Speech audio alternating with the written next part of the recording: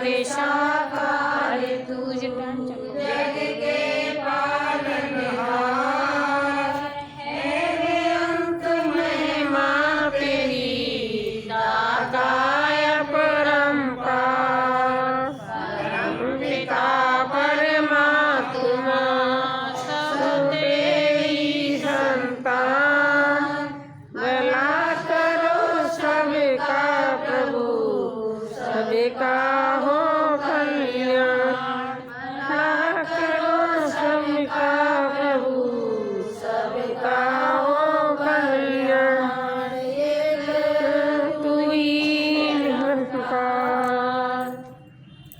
अवतार वाणी का 203 अति दरिद्र और दीन दुखी हो चाहे कोई पहचाने ना हो रास्ते के तृण जैसा कोई उसको जाने ना एक कौड़ी चाहे पास न हो कहा भी कोई माने ना नहीं झोंपड़ी फटे हो बस्तर खाने को हो दाने ना भाग्यहीन निर्धन हो कितना बने न कोई उसका काम कहे अवतारे गुरु कृपा से क्षण में मिलता उन सम्मान एक तू ही निरंकार। अति दरिद्र और दीन दुखी हो चाहे कोई पहचाने ना। साथ संगत जी प्यार नाम से से कहना कहना सतगुरु माता माता सुदीक्षा सैंद्र देव जी महाराज की जय। साथ संगत जी, आज सतगुरु माता जी की बहुत कृपा हुई। आज इस परिवार के द्वारा ये सत्संग कराया जा रहा है। साथ संगत जी और आप सब यहाँ बैठे हुए हैं तो साथ संगत जी कृपा तो इस सतगुरु की है। इन्होंने हमें ये ब्रह्म ज्ञान दिया और ब्रह्म ज्ञान दे करके हमारे ये जो जीवन है इस जीवन का साथ संगत जी हम बैठ कर यहाँ कल्याण कर रहे हैं। संतों महापुरुषों गुरसिखों बहनों कि मनुष्य कितना भी धनवान हो गुणवान हो चतुर हो लेकिन साथ संगत जी बिना सतगुरु के उसके जीवन नौका पार नहीं हो सकती। अभी हम सत्संग सुन रहे थे सत्संग जी ऐसे लग रहा है कि हम स्वर्ग में बैठे हैं। ऐसे हम ये अनुभव हो रहा था आनंद का हम सत्संग जी स्वर्ग लोक में बैठे हुए हैं। तो स्वर्ग कहाँ से आया? आपने सदगुरु से ब्रह्म ज्ञान लिया और ब्रह्म ज्ञान लेकर के ये जो आप सत्संग कर रहे हैं ये क्या है? स्वर्ग है। अनुभव किया महात्माओं ने क्या सत्संग जी और तुलसीदास जी ने तो ये कह दिया कि जहाँ सत्संग होती है वहाँ देवताओं की नदियाँ बहती हैं। तो सत्संग जी और आगे उन्होंने बताया कि जो ये चलते फिरते तीर्थ राज हैं प्रयाग है वो सत्संग जी आज चल कर के आया है। मुद मंगल में संत समाजू जो जग जंगम तीर्थ राजू राम भगत जी सुरश्री धारा सरस ब्रह्म विचार प्रचार। जहाँ राम की भक्ति होती है वह देवताओं की नदियाँ बहती हैं। तो आज सत्संग जी हम सभी बहुत बड़भागी हैं कि ये जो बहन जी ने जो साथ संगत रखाई है सत्संग जी। तभी तो सतगुरु माता जी कहती हैं कि हर झोपड़ी तक हर खोपड़ी तक ये ज्ञान पहुंचना चाहिए, ये सत्संग होना चाहिए। नहीं अगर सत्संग नहीं होता तो शाम तो वैसे भी होती थी। अभी बहन जी कह रही थी कि फोन किया और हम चले आए, शाम तो वैसे होनी थी लेकिन सत्संग ये समा इसके साथ भी था, इसकी कोई कीमत नहीं थी, इसकी न कोई कीमत चुका सकता है। जो सुख राम भजन में बीत रहा है जो मन वो सत्संग जी कहाँ हमें और इतना सुख इससे ज्यादा कहाँ मिल सकता है। यहाँ महात्मा समझा रहे हैं बाबा अवतार सिंह जी अवतार वाड़ी में कि अत्य दरिद्र और दीन दुखी हो चाहे कोई पहचाने ना, कि चाहे कोई गरीब हो चाहे कोई बिल्कुल नीच हो, कोई उसको पहचाने नहीं, कोई उसकी पहचान नहीं है, ऐसे इंसान बहुत रहते हैं। लेकिन जब वो सत्संग जी, जैसे हमारे घर का पानी, नालियों का पानी जब सत्संग जी नाले में जाता है, और वो नाले का पानी सत्संग जी जब समुद्र में जाता है, तो उसको क्या कहते हैं? फिर समुद्री तो कहेंगे। हम सत्संग जी अब इतने इकट्ठे होकर के बैठे हैं, तो इसको साथ संगत कह रहे हैं ना। अभी हम सब अलग अलग हो जाएंगे तो ये साथ संगत का रूप नहीं रहेगा, फिर सत्संग जी रूप बदल जाएगा। तो सदगुरु ने जो सत्संग जी हमें जो ज्ञान दे करके रूप बनाया है, वो ब्रह्म ज्ञान दिया है सदगुरु माता जी ने।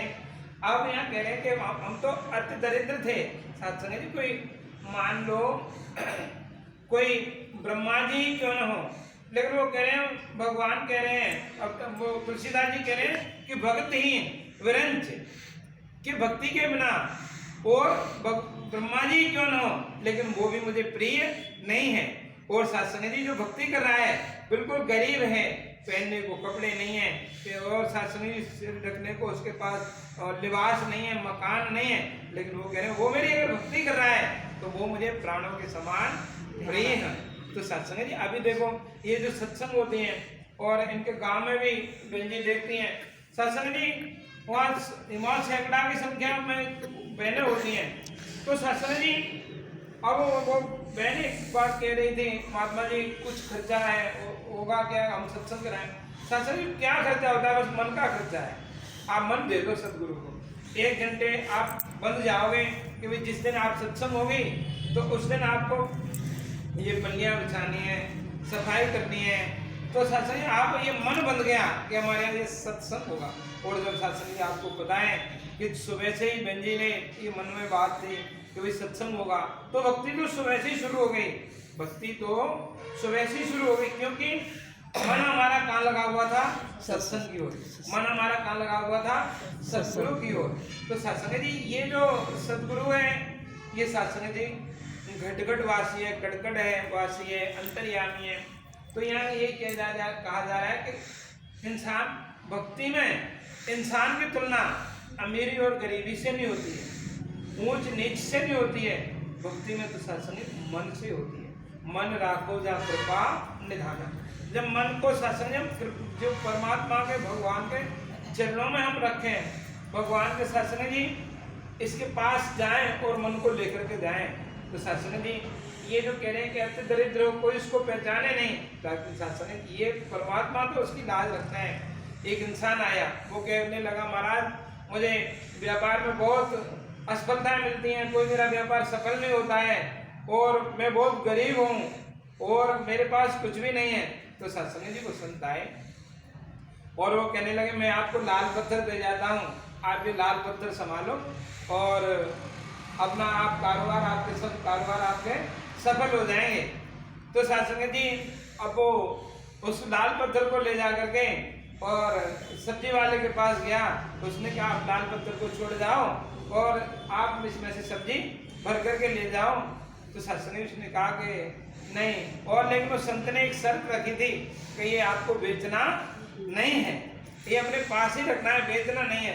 तो जैसे वो बेचने के लिए मन करता तो वो उसको बेचता नहीं, उसकी केवल कीमत लग जाती।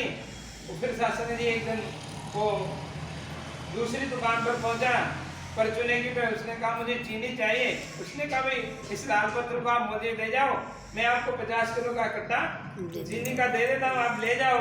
उसने कहा कि लेकिन उसको गुरु की बात याद आ जाती कि ये मुझे बेचना नहीं है। तो सत्संग जैसे ही वो आगे गया तो सुनार के पास पहुंचा, उसने कहा मेरा ये लाल पत्थर आप ले लो और आप मुझे इसकी क्या कीमत दोगे? तो उसने कहा मैं आपको 1 लाख रुपए दे दूंगा। उसने कहा बहुत अच्छी बात है, ये तो मेरा पत्थर तो 1 लाख रुपए का है। जब अंत में सत्संग जी वो जो हीरे के पास पहुंचा, जो हीरा तराशता है, जौहरी के पास पहुंचा, तो जौहरी ने कहा मैं आपको निर्माण कीमत दे दूंगा, आप करोड़ों रुपए इसके ले जाओ। तो सत्संग जी उसने कहा कि गुरु ने कह दिया है नहीं तो मैं बेच देता, लेकिन बेचना नहीं है। ले जाकर के उस लाल पत्थर को गुरु के पास पहुंचा। तो उसने कहा महाराज बताओ कि इसका क्या करना है, अब मेरे तो कुछ समझ में नहीं आ रहा है, मैं तो बहुत गरीब हूँ। तो सत्संग जी उस गुरु ने कहा कि देखो आंकने वालों ने तो आपको, आप में सब्जी वाले के पास गए तो सब्जी के बराबर आपकी कीमत लगाई, आंकने वालों ने तो परचूने की दुकान पर गए तो चीनी के बराबर कीमत लगाई, सोनार के पास गए तो उसने लाखों रुपए की लगाई, लेकिन जब हीरे के, तो जब आप जौहरी के पास गए तो उसने उसको पहचान लिया, उसने कहा आप तो अनंत इसका मोल ले जाओ। इसलिए सत्संग जी हमारे जीवन का भी ये अनंत मूल्य है। हमारा जीवन कैसा है? अनंत मूल्य, इसका कोई मोल नहीं चुका सकता है। ये जो परमात्मा ने ये जो रचना की है, अति कृपा भगवान ने करके दिए सुंदर काया है, पर ये समझ अमानत रब की सारा माल पराया है। ये माल तो पराया है सत्संग जी। अभी हम गीत सुन रहे थे बहन जी का, गर्व का मत अभिमान करे। सत्संग जी ये परमात्मा की देन है, इसको परमात्मा का संदेह सदगुरु माता जी ने पहले ही प्रण में बता दिया था कि तन मन धन इस परमात्मा की देन है। सत्संग जी इसका समझ करके इसका उपयोग करें, जीवन में आनंद आएगा, रस आएगा। और अगर इसका समझ करके उपयोग नहीं करेंगे तो सत्संग जी वो फिर हम दुखी तो हैं। तभी कबीर जी ने तो बहुत अनुभव किया कि राम बुलावा वे दिया और दिया कबीरा रोय, जो सुख साधु संग में शोभे कुंठ न होय।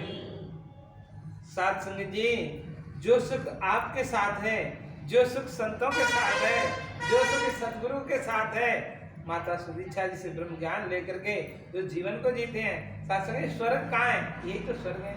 देखो ऐसी दरिया बिछी हुई है, ऐसी स्टेज लगी हुई है, ऐसा सत्संग पंखा लगा हुआ, उधर आपके पास देखो गर्माहट के लिए हीटर लगा हुआ है। उस स्वर्ग कहाँ है? स्वर्ग में तो जब जाएंगे कर्म देखेंगे तो सत्संग अगर अच्छे अच्छे कर्म होंगे तो आपको स्वर्ग के लिए भेज देंगे, लेकिन बुरे होंगे तो सत्संग फिर आपको नरक में भेज देंगे।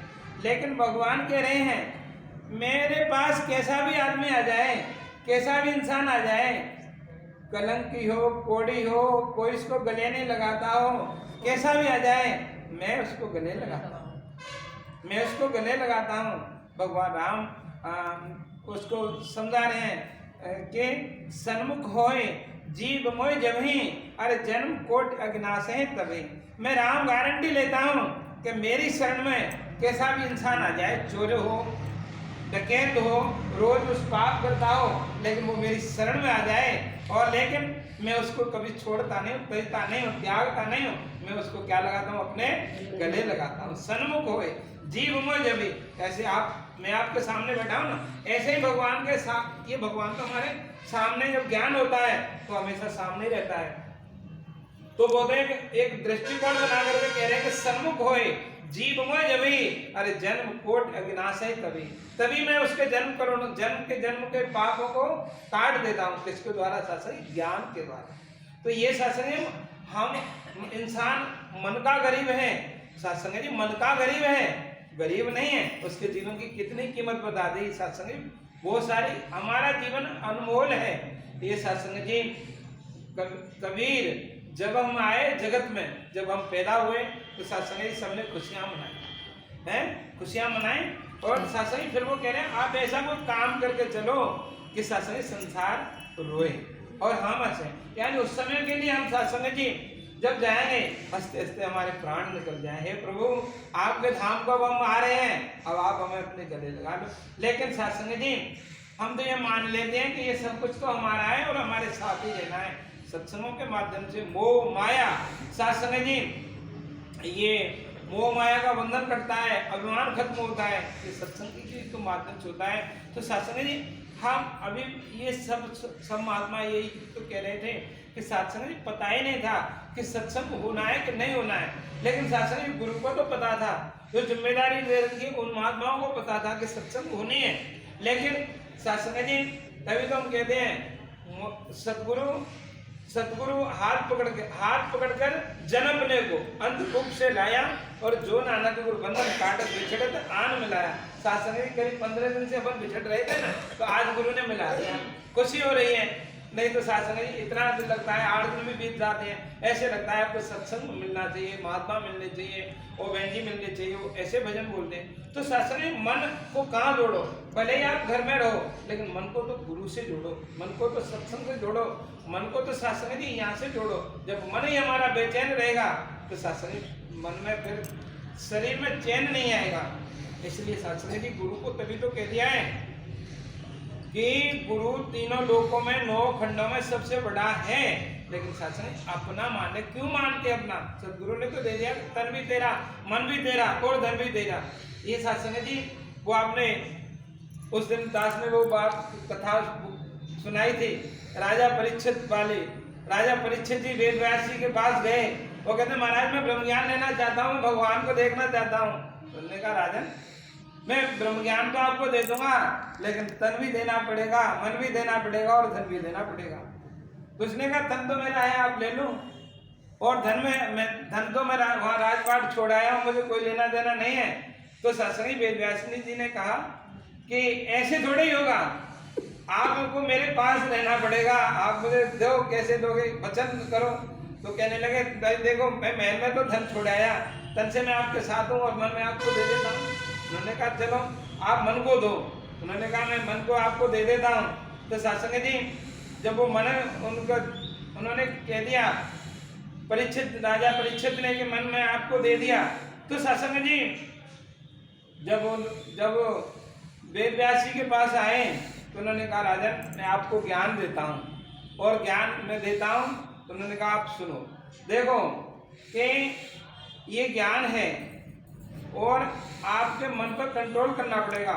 उसने कहा कि हाँ ठीक है मैं आप मन पर कंट्रोल कर लूँगा। तो सत्संग जी तो उन्होंने कहा कि आप ब्रह्म ज्ञान ले रहे हो तो मन को आप इधर करो मेरी तरफ।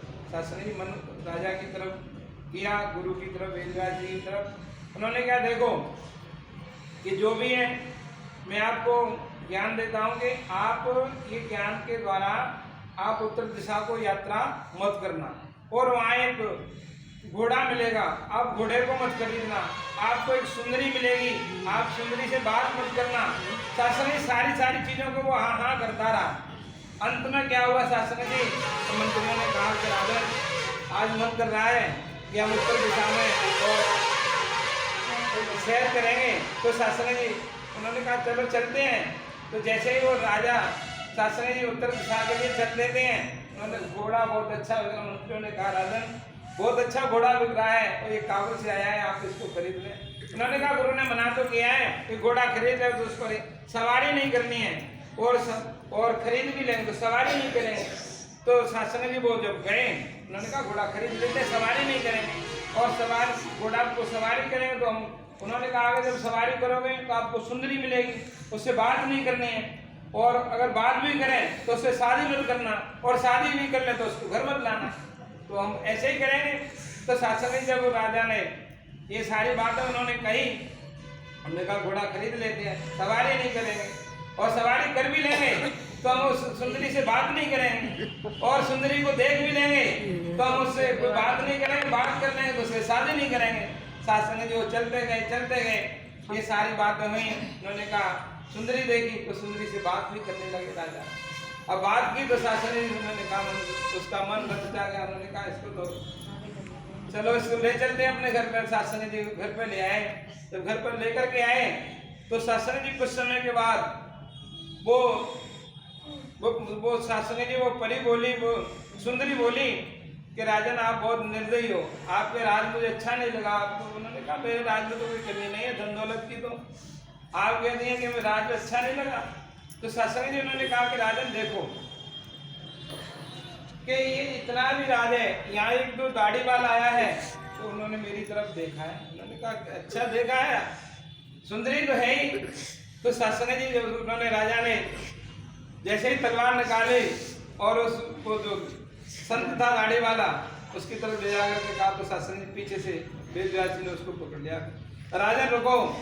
तो उन्होंने कहा आपने तो तन भी दे दिया, मन भी दे दिया, धन भी दे दिया, आप ये क्या कर रहे हो? तो शासन जी कहने का भाव सिर्फ ये है कि आपको करना कुछ नहीं है, दास भी इसमें शामिल है, अपने मन को इससे परमात्मा से जोड़ो, क्योंकि तन मन धन किसका है? गुरु सत इसको हम दे क्या रहे हैं? मन ही तो देना है शास्त्री जी। अपना हमारा मकान यहाँ है, घर हमारा यहाँ है, सोना चांदी हमारे पास है, लेकिन देना क्या है शास्त्री जी? हम इसका माने तेरा तुझको सौंपते क्या लागे है मेरा। शास्त्री जी ये लाइन ऐसे लगता है कि बहुत सरल है, लेकिन शास्त्री जी बहुत कठिन है। अब माता जी का आदेश है कि हम सात संगत कराएं घरों में। सात संगत जी आज इनके सत्संग महीने की, तो इसमें कोई खर्चा नहीं है सात संगत जी, और इससे तो क्या है भक्ति से जुड़ाव रहता है। निरंतर जब आप भक्ति करोगे तो शास्त्री जी ज्ञान बना रहता है, और जब आपसे दूर हो जाओगे, बिछड़ जाओगे, तो शास्त्री जी घरों में तो तमाम तरह के काम होते हैं, तमाम तरह के शास्त्री जी व्यसन होते हैं, टेंशन होती हैं। तो माता जी कह रही है सत्संगों के माध्यम से आप अपने इस शरीर को भी, स्वास्थ्य को भी अच्छा करो। जाते आते तो शास्त्री हमारा स्वास्थ्य भी बहुत अच्छे रहता है। आगे और क्या समझा रहे जी? इस कौड़ी चाहे नींद आ गई क्या? नहीं, ऐसा तो बात है, कुछ बता सीधा है। एक कौड़ी चाहे पास ना हो, कहा भी कोई माने ना। प्यार से बोलो। शास्त्री जी अब कह रहे हैं कि कोई कोई पास नहीं हो, कोई कहा नहीं माने, लेकिन शास्त्री जब इससे जुड़ जाते हैं, परमात्मा से, ज्ञान से जुड़ जाते हैं, तो शास्त्री जी आपको पता है कि हनुमान जी महाराज थे, भगवान राम की सेवाई तो करते थे, उनके पास क्या था? और यहाँ तक लोग कहते थे कि इस बानर का जो मुंह देखेगा उसको सुबह भोजन नहीं मिलेगा, है उसको भोजन नहीं मिलेगा। और रावण तो शास्त्री जी उसके पास तो सोने की लंका खुद की थी, ज्ञान भी था, लेकिन शास्त्री जी वो भगवान राम के विमुख हो गए। रावण भगवान राम के विमुख हो गए और हनुमान जी महाराज सन्मुख हो गए। उन्होंने कहा जो भी मेरे राम कहेंगे मैं उस बात को मानूंगा। तो शास्त्री जी अब आप देख लो कि बेंजे भी कह रही थी, मन मत डुबोए गुरु मत तारे, तू चलना मेरे मन। अगर हम गुरु की बात को जीवन में उतार के चलते हैं तो शास्त्री जी हमारे घरों में स्वर्ग है। कहाँ सत्संग जी? हमारे घरों में कुछ सब कुछ होते हुए भी हम सत्संग के लिए तरसते हैं। अरे सत्संग जी आपको जब भी समय मिले, आपको जब भी समय मिले, सुबह समय मिले, शाम को समय मिले, और जब भी आपको समय मिले आपको तो एक फोन करना है। आजकल तो सत्संग जी 1 महीने का फ्री हो जाता है, एक फोन करो महात्मा जी हमें सत्संग कर पाएंगे, आपको सत्संग घर बैठे मिल जाएगी। अगर हम नहीं आते तो शास्त्री जी जो श्वास है अभी बोल रहे थे ना, हर श्वास पर सुमिरन तेरा, यो भी जाए जीवन मेरा। शास्त्री जी ये श्वास पर हमारा सुमिरन होना चाहिए, नहीं तो गुरु तो शास्त्री जी हमारे लिए बहुत कुछ कर रहा है, लेकिन हमें ही नहीं है। अब शास्त्री जी इंसान का सब कुछ खत्म होने के बाद हमारा क्या बचता है सत्संग? ये परमात्मा बचता है। क्या बचता है? कुछ सब कुछ खत्म हो जाता है, फिर क्या बचता है? ये परमात्मा। तो शास्त्री जी हम सभी बोले, मन में ये बात धारण कर लें। कौन सी बात? मेरा कोई न सहारा बिन तेरे, गुरुदेव सवरिया मेरे। बोलो हम सभी, मेरा कोई न सहारा बिन तेरे, गुरुदेव समरिया मेरे। और बोलो अंतरात्मा से, मेरा कोई न सहारा बिन तेरे, गुरुदेव समरिया मेरे। इसके बिना हमारा कोई सहारा है क्या? कोई सहारा नहीं है शास्त्री जी। दुनिया के सारे टूट जाएंगे, छूट जाएंगे, रूठ जाएंगे, लेकिन शास्त्री जी इस सारे को जो पकड़ लेगा वो शास्त्री जी हमेशा इससे पार हो जाएगा। आगे और क्या समझा रहे जी? नहीं झोंपड़ी फटे हो वस्त्र खाने को वो दाने ना। आगे भाग्यहीन न हो कितना बने न कोई उसका काम। शास्त्री जी प्यार से कह रहे हैं ना, अब कह रहे हैं कि भाग्यहीन हो, बिल्कुल पौड़ी उसके पास नहीं हो, फटे झोंपड़े में रहता हो, लेकिन सत्संग जी आप भक्तों की जो बात सुनते हैं, कहानियां सुनते हैं, तो ऐसे लगता है सत्संग जी ये सही होंगी कि नहीं होंगी, लेकिन सत्संग जी ये सही हैं, बिल्कुल सही है। ये तो पता नहीं है क्या क्या कर जाता है सत्संग जी, भक्तों के काम तो पल में कर जाता है, लेकिन विश्वास हमें हो जाए सत्संग जी ये करने वाला है। हम तभी बोलते हैं ना, करण करावन हार तो सब कुछ तेरे, अरे इसके पास तो सब कुछ है। सत्संग जी आपको तो मन देना है, और मन जब दे देते हैं तो सत्संग जी तो सब कुछ कर देता है। हमें सत्संग जी, हम तो रंक थे लेकिन गुरु ने कृपा कर दी तो आज राजा बना दिया। क्या बना दिया? राजा बना दिया। आपको महापुरुष बना दिया। आपको कितने जप करने पड़ते, तप करने पड़ते, यज्ञ करनी पड़ती, आहुतियां देनी पड़ती, लेकिन सत्संग जी इसने क्या कर दिया?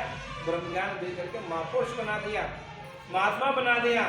सत्संग जी न किसी काम के थे, न कोई कोड़ी बदले ले, श्री सदगुरु ने कृपा करी तो भैया मोलक दे। आज सत्संग जी आपको महात्मा कहा जा रहा है, जैन जी कहा जा रहा है, गुरसिक कहा जा रहा है। क्यों? क्योंकि ज्ञान के कारण। ज्ञान अधिक कन्नड़ में और ज्ञान बिना पशु जान। सत्संग जी एक बाबा है, मान लो उदाहरण के लिए 60 वर्ष का, और एक बच्चा है छोटा 5 वर्ष का। अगर वो बाबा सत्संग जी की बात करता है और वो बच्चा अच्छी बात करता है ज्ञान की, तो सत्संग जी क्या कहते हैं? ये बाबा उम्र में इतना बड़ा है लेकिन इसको बोलने का कोई लिहाज नहीं है, उस बालक की बढ़ाई की जा रही है। तभी तो सत्संग जी भगत चाहे वो द्रौपदी क्यों न हो, प्रहलाद ही क्यों न हो, लेकिन 5 वर्ष के अपनी भक्ति कर ली। सत्संग जी आपकी भक्ति तो मजबूत है, इस दास को भी आप आशीर्वाद दे दो हृदय से कि सत्संग आपके चरणों में हमेशा बैठना आ जाए, सत्संग जी भक्ति करना आ जाए, सेवा करना आ जाए। और सत्संग ये बोल चाल जो हमारी है सदगुरु ने सिखाया है। इस किसने सिखाया है? इस मुर्शद ने सिखाया है। एक बार सत्संग जी राजा अपने मंत्रियों सिपाहियों के साथ और सैर करने के लिए और जंगल में चला गया। तो सत्संग जी जब जंगल में राजा गए तो सत्संग जी किसी कारणवश वो बिछड़ गए। तो राजा ने पूछा तो सत्संग जी वहाँ एक नेत्रहीन संत बैठे थे। उन्होंने कहा कि भाई यहाँ से कोई आते जाते देखा है क्या? तो सत्संग जी उस संत ने कहा, उसकी आंख नहीं थी, उसने कहा हाँ मैंने देखा है। तो सत्संग जी राजा ने पूछा कि को आप जाओ और इसी रास्ते आपको, जब आप जाओगे आपको सब मिल जाएंगे। तो सत्संग जी जब राजा आगे जल्द घोड़ा अपना और दौड़ाया तो सभी मिल गए। तो सत्संग जी वो राजा ने कहा कि आप ये बताओ महात्मा जी, क्या आपने, उसने कहा कि पहले आपके मंत्री गए, फिर आप गए, पहले आपके वो मंत्री गए, फिर आप गए, फिर इससे पहले आपका सिपाही गया। तो सत्संग राजा ने कहा कि आपको आंखें हैं, आंखें हैं ही नहीं, आप अंधे हो, आपने पहचान कैसे लिया? तो सत्संग जब पहले उसने कहा कि देखो पहले जब आपका सिपाही गया तो मुझसे कहने लगा अरे अंधे यहाँ से आते जाते कोई देखा है क्या? तो मैंने समझ लिया कि ये कोई सिपाही है, इसको संस्कार नहीं है। अगर संस्कार होते तो मैं बहुत अच्छे से बात करता। मैं समझ गया कि ये राजा का कोई सिपाही हो सकता है। दूसरी बार आपके मंत्री जी हैं तो उसने कहा बाबा जी यहाँ पे कोई आते जाते देखा है क्या? मैं समझ गया कि राजा का कोई मंत्री है। और जब आप आए, आप निकल करके गए तो आपने कहा सूरदास जी महाराज आपने यहाँ से किसी को आते जाते देखा क्या? तो मैंने पहचान लिया कि भाई पहले तो सिपाही गया, उसके बाद मंत्री गया, इसके बाद अब ये राजा गया। तो सत्संग जी कहने का भाव ये है कि सत्संग जी भाषा से ही हमारी पहचान होती है, बोली से हमारी पहचान हो जाती है। हम कितने सत्संग जी, कितने हम भक्ति कर रहे हैं, कितने हम संस्कारवान हैं। और नहीं तो सत्संग जी फिर अगर हम अब बोलना तो पहले ही भी था, लेकिन आज सदगुरु ने हमारी भाषा बोली ज्ञान के माध्यम से बदल दी। आगे अंत में क्या समझा रहे जी? पहले अवतार गुरु के पास में फल में मिलता है। कह रहे हैं सत्संग जी की गुरु की कृपा से एक पल में मान और यश सब कुछ मिल जाता है। सत्संग भक्ति एक ऐसी है कि जिसको कोई गले नहीं लगाता है उसको ये सदगुरु गले लगाता है। तो आओ सत्संग की कृपा करो, क्योंकि सर्दी का समय है और आप बहनों पर बहुत जिम्मेदारियां हैं। तो दास ये प्रार्थना करेगा कि सत्संग जी सदगुरु माता जी आपको बहुत सारे सुख दें, तन के सुख दें, तन आपका निरोग रखे, मन आपका इस भक्ति से जोड़े और धन की भी कोई कमी न हो। धन सदगुरु की सेवा में काम आए। सत्संग जी और अंत में दास यही कहेगा कि आपको रोज समय नहीं मिल पाता है, एक एक महीने की आप भी अपने घरों पर निवासों पर साथ संगत करवाओ। अगर सत्संग जी अपने घरों में कोई परेशानी होती है तो सत्संग वही जगह हमारे लिए है, आप वहाँ पल्लियाँ बिछा लो, आप वहाँ संगत करने आ जाए। तो सत्संग जी ये जो भी दास ने बात कही है ये अपने लिए कही है, आप तो मान हो, सिर के ताज हो। सदगुरु बाबा जी कहते थे कि संगत तो सिर की ताज होती है। तो सत्संग जी दास को आशीर्वाद दो कि आपके चरणों से जुड़ा रहे और अंत तक ये श्वास आपके चरणों में बीते। सत्संग जी उन्हें पिछली बार की तरह सत्संग परिवार को सत्संग होगी 12 बजे से 2 बजे तक सभी बहन माताओं बढ़ चढ़ करके सत्संग में वहाँ पधारें। और अंत में दास ये प्रार्थना करेगा, दुनिया के सारे सुख पादे मेरी झोली विच फिर भी मिलाए रखना, संतान दी डोली विच। प्यार से कहना जी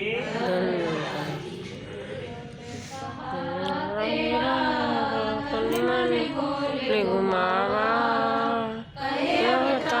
तेरे ही दाता दिन राती गुण गावा।